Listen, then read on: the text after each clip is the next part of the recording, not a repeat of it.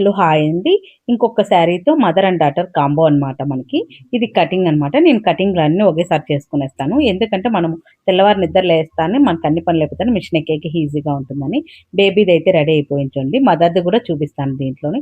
చాలా క్యూట్‌గా ఉందండి. చిన్న బేబీదనమాట. ఇంకా మనకైతే ముందరైతే గనుక ఒక చాక్లేట్ టైప్ ఇచ్చాను. అది నేను నీడిల్‌తో అయితే గనుక స్టిచ్ చేసేసాను.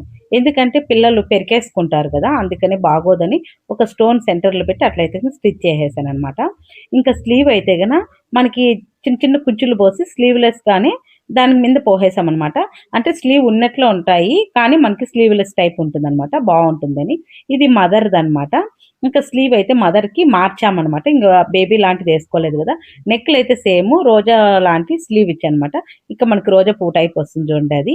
చానా బావుందండి. చానా డిఫరెంట్‌గా ఉందనమాట. నాకు గూడా నచ్చింది. ఇంత మామూలు శారీతో ఇంత బాగొచ్చిందనమాట. మనకి నేను చెప్పాను గదా! రోజుకొక షాట్ అయితే ఖచ్చితంగా మదర్ అండ్ డాటర్ కాంబోలో అయితే పెడతానండి. నాకైతే డిఫరెంట్‌గా అనిపిచ్చింది.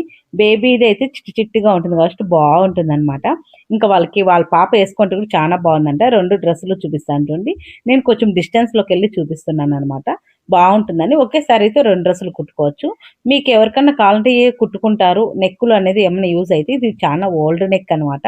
నాకెందుకు ఇది పెట్టాలా అనిపిచ్చింది. డిఫరెంట్‌గా ఉంటుంది అనేసి. ఇంకా మెత్తని డ్రెస్సులు గదా! అందుకనే కొంచెము స్లీవ్ గూడా చేంజ్ అవుతా ఉంటుందండి. ఒకే స్లీవ్ ఉండదు. స్లీవ్ చేంజ్ అవుతుంది. నెక్కు చేంజ్ అవుతుందనమాట. మీకెవరికన్నా నచ్చితే గనక స్టిచ్ చేయించుకో ఓకే అండి. బాయ్ అండి.